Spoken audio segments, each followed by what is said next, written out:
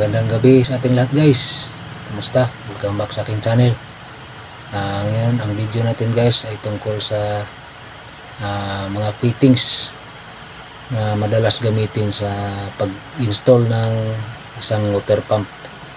So ipakilala ko sa inyo guys kung ano ang mga fittings nito at ano ang functions nito sa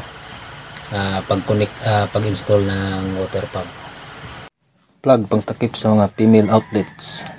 End cap pangtakip sa dulo ng tubo. Female adapter pag-connect sa mga male thread connections.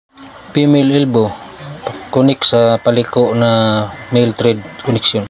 Plain elbow pag-connect sa mga paliko na tubo. Plain T pag-connect sa mga cross pipe connections. Threaded T pag-connect sa mga cross pipe connections na may male thread pipe connection. Reducer pangdugtong ng maliit at malaking tubo. Coupling pangdugtong ng kaparehong tubo. Union putulan at dugtungan ng tubo. Male adapter pang-connect ng mga female thread connections.